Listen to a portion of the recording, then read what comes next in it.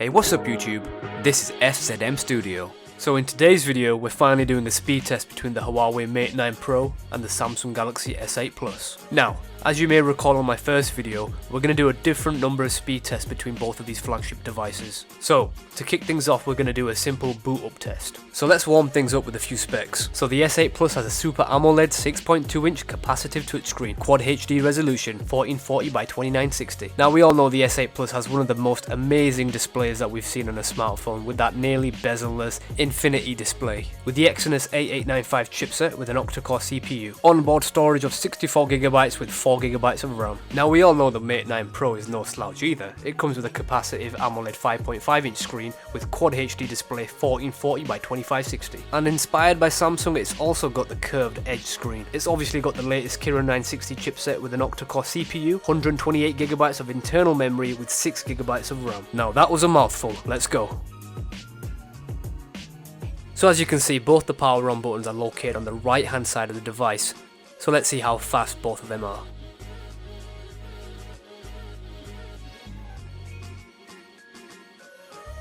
Now, as you can see in the beginning, the S8 Plus is coming in a bit quicker when it comes to loading up to the actual security screen. However, notice on the Mate 9 Pro, when we get to the PIN password screen, as I enter it, we get straight onto the home screen immediately. Now, as we look back at the S8 Plus, we notice it's still taking extra bit of time for it to get onto the home screen, despite the fact it loaded up to the PIN password protection screen in the beginning quicker. So that's one up for the Mate 9 Pro. So we're going to kick off the main speed test by launching many different apps to compare how well the RAM is handling it on both of the flagship devices. So the first app that I'll be launching is the phone dialer, and as we can see, the Mate 9 Pro does come in quicker. Next up, we've got the settings. Once again, the Mate 9 Pro does come in slightly quicker. YouTube, the main home screen for YouTube does come in quicker for the Mate 9 Pro also. The Play Store, neck and neck. Next up, we've got InShot, slightly quicker for the S8 Plus. Next up is an app called Viva Video. So Viva Video did load up quicker on the S8 Plus. The main home screen did come up quicker. Back to the home screen. The next app that we'll be testing is Hungry House. So they were pretty much neck and neck. Next up is Shazam. The Mate 9 Pro did come in slightly quicker. And Snapchat. Pretty much the same. I'd say the S8 Plus was slightly quicker. And we've got the camera. The Mate 9 Pro did come in quicker for the camera. Google Chrome. Now on Chrome, you see again on the Mate 9 it did come in quick. Next up we've got 8-ball pool. So the Mate 9 Pro definitely came onto that one quicker than the S8 Plus. Next up we've got the calculator. Pretty much neck and neck, no big difference between them. The clock, very fast loading on both phones. The next app that I'm going to try is the sound recorder.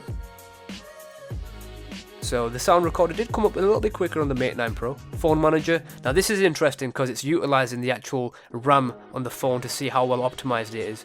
Now as we can see, it's at 90 out of 100 for the S8 Plus, whereas on the Mate 9 Pro it was at 80.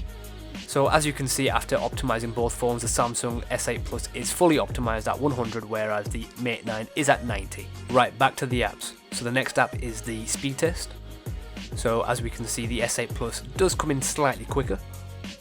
Back to the home screen, the next app is Android Pay. So with Android Pay, we've got the Mate 9 Pro coming in slightly quicker, even though they've got two different home screens, which is quite odd. Next up is an awesome game called Asphalt 8. So as we get to the main loading screen, you saw the S8 Plus just coming a bit quicker. However, when it comes to loading onto the main game itself, the Mate 9 Pro is actually a little bit faster. Next up, we've got going into Google settings, and we're going to the Google Drive. That was pretty much neck and neck, even though on the actual fully loading time, it was a bit quicker for the Mate 9. Next up is the maps. Pretty much neck and neck, we're talking very small differences now. Again, back to Google, we'll try Google Movies. And with Google Movies, we can see the Mate 9 Pro did come in a little bit quicker. Next up is Google Play. Or shall we say Google Play Music. Pretty much neck and neck. And the final app is the calendar, and as we can see, neck and neck. So, as I go back to the home screen, we're now going to test how well all of the apps that we've loaded refresh themselves to see if there's any delay between launching the apps once again. Now, what you'll notice on the Mate 9 Pro is yes, we've got all of the different apps that we initially loaded. However, as we're scrolling back up to the top, you'll notice that once we get to Viva Video, the other apps that we've loaded on the S8 Plus are missing. Those include InShot, Play Store, YouTube and the phone dialer. So as I scroll back down, you'll notice that you can't see any of those 4 apps. So I was slightly perplexed at this situation and I thought I may have done something wrong. However, it turns out that the Mate 9 Pro can only store a maximum amount of 20 apps. Whereas on the Samsung, there doesn't seem to be any limit on how many apps I can actually load up. Now, let's get back to refreshing the apps. So we'll start off with Snapchat, Neck and Neck, Camera. We've got a delay for the S8 Plus, so there was a loading element. Next up, Viva Video, very similar. Next up, we've got Play Store. Once again, there was a refresh for the S8 Plus. Next up, we've got YouTube, so we'll see if there's a refresh. Now, we've got 2 refreshes on both phones. However, with the refresh being said, the Mate 9 Pro did come in a bit quicker. Next up is Android Pay. So we can see with the S8 Plus, it does pop up the apps a little bit more quicker than the Mate 9 Pro, which was exactly the same as the P10 Plus. As you can see with Google Drive, it does pop up the app a little bit quicker. Similarly again with the Maps. And the Mate 9 Pro was slightly behind. Next up we've got Play Movies, slightly quicker for the S8 Plus. Next up we're going to do Asphalt 8. So the S8 Plus was slightly behind, however we've got 2 different loading screens which may have affected the result for that one. Next up is 8 Ball Pool. Now there was a considerable loading element to S8 Plus for that one, so we'll definitely give the win for the Mate 9 Pro. The next app that I'll be testing is Google Chrome. Again for Chrome we've got a refresh on the S8 Plus. The next app is Speed Test.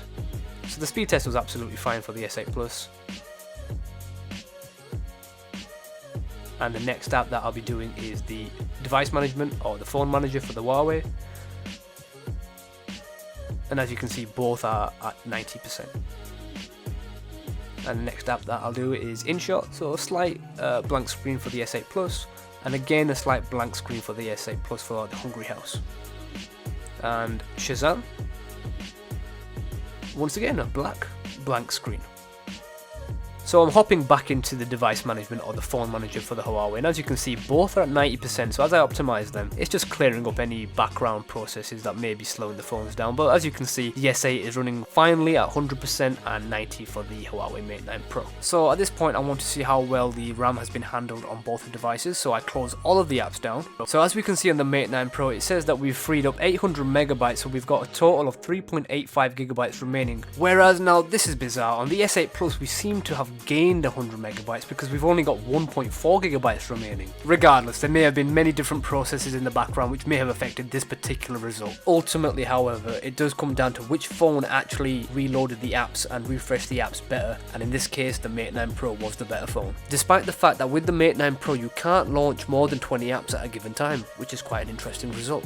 So to confirm, as I pull down the notification icons, you can see there's nothing on the phones that should be affecting performance in a drastic way. The only things that we've got on are Wi-Fi, their location information, both phones are on silence. In fact, on the S8 Plus, we actually have the always on display, which may actually affect performance. So the penultimate test between both of these flagship devices is a simple power off test. We're going to see which one simply turns off quicker. So as I press the power off button, you'll notice both phones switch off at the same time. However, the S8 Plus, if you want to be technical, was slightly behind. Now, the final test I conducted was a fingerprint speed test. Now, take a look at how I'm finding it so difficult to coordinate both my hands to complete this test. The S8 Plus's fingerprint sensor is just simply mounted in the wrong position. It is very difficult to coordinate both your hands to do the test. So as you can see, I get quite frustrated and simply take the phones off both the magnetic phone holders and try it a different way. Now, after a fair amount of time, I finally get them right, and as you can see, the Mate 9 Pro is quicker for the fingerprint test. Now, as the S8 Plus is a 6.2 inch display, of course, reaching that fingerprint sensor is a bit of an extra stretch. However, going in the future, I'm hoping Samsung do finally make that 3D touch integrated fingerprint sensor on the front of the screen. That would be an amazing addition for the Note 8. In terms of ease of use and the speed of the fingerprint sensor, the Mate 9 Pro is the better phone. Right guys, so in summary, some very interesting results between both of these amazing flagship phones. I think the winner in my eyes is definitely the Mate 9 Pro. So, as you recall, the Mate 9 Pro was faster for the power up test. In terms of launching the apps, I think both phones did particularly well. There wasn't an actual issue on either of the phones launching the apps. In terms of the app refresh, however, I think the S8 Plus was slightly slower on quite a few different number of apps. Using the S8 Plus as my daily driver now for the last couple of days has proven an absolutely fantastic experience. There's no way I would substitute either phone. I think both phones have got amazing pros and they've got their cons, but I think in terms of going for the ultimate flagship device, you will not be disappointed with either phone. But strictly speaking, for the speed test, I do think the Mate 9 Pro was a better phone. But hey, there's a lot more tests that I need to conduct between both of these flagship devices, so stay tuned for that. So I'll be looking into doing a charging test, a battery drain test, an audio comparison test, and of course a camera comparison test as well. So there's plenty more of content coming up on my channel. I've got loads of different phones I want to get through, so I'm definitely looking at building a proper schedule so I can fit many videos in within a week. Definitely leave your comments on what you think were the differences between the phones and which one you would prefer. Definitely hit that thumbs up button if you enjoyed the video and stick around and subscribe. I'll catch you guys on the next one. Peace.